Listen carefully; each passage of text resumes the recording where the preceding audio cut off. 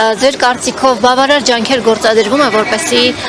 Ադրբեջանում պահվող հայ ռազմագերիները, այդ թվում նաև Ռուբեն Վարդանյանը վերադառնա Հայաստան։ Ինձ համար մեծ պատիվ էր, երբ հրավիրեցինք հարցազրույցի եւ անկեղծ չգիտեի թե ոնց եմ ես հայտնվել իր տեսադաշտում,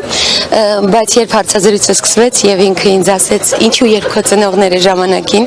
ամեն ինչ թողել են Հայաստանում ու գնացել Արցախ, դու նույնը չես կրկնում, ես հասկացա ողջ իմաստը։ Հետո հարցազրույցից հետո ինքը ասեց, որ իրականում ուզում եմ ասել, որ սեպտեմբերին ես մեկնելու եմ,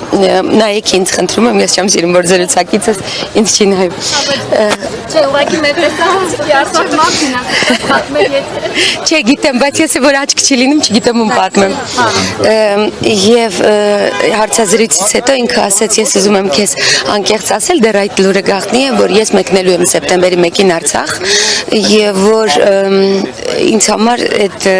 շատ անսպասելի էր, որ ինքը ամեն ինչ թողնում էր, որ գնար։ Ու չգիտեմ, այդ օրվանից ինձ մոտ իր հանդեպ ուղղակի հարազատ զգացողություն է, որովհետև իմ հայրս էլ է նստել Շուշիի բանտում եւ այդ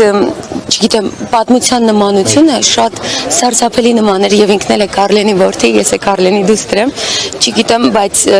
ես ինչպես հայրիկիս եմ սպասել, ինչպես ցավ եմ ապրել եւ հասկանում եմ, որ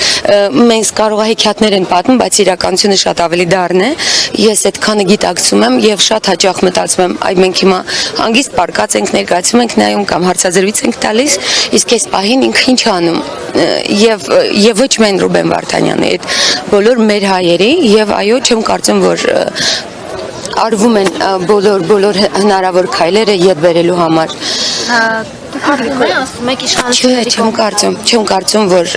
այնքան քայլեր են արվում, հնարավորինս բոլոր քայլերը հնարավոր, որպեսզի յետ բերեն, եւ դա շատ վատ է։ Շատ Գրիգորյան, ինչպես շտկել իրավիճակը, որովհետեւ տեսնում ենք, որ այսօր փակվում է Արցախի էջը լռությամբ,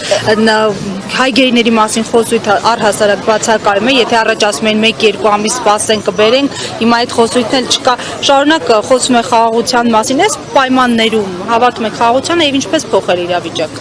Այսպես բարձրաձայնելով, անվերջ հիշեցնելով, մի բա մեծ աղմուկ բարձրացրեցինք, թվաց թե հարցը լուծվում է Ռուբեն Վարդանյանի եւ մյուս գերիների հետ կապված, մեկ էլ նորից լռություն տիրեց։ Ու ես մտածում եմ, նորից լռություն տիրեց ու վերջ, նորից մոռացվեց։ Մտածում եմ, վերջ, արդեն բան է, պիտի անվերջ բարձրաձայներ, որ չէ, չի մոռացվում, չեն մոռացվում այդ մարդիկ, չի մոռացվում Արցախը, երբեք չի մոռացվելու։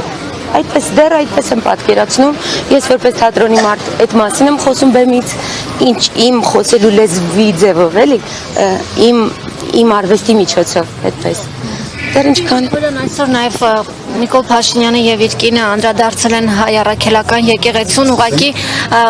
հարիշ չէ, հա, որ ներկայացնեմ։ Բարի երեկո, շնորհակալություն։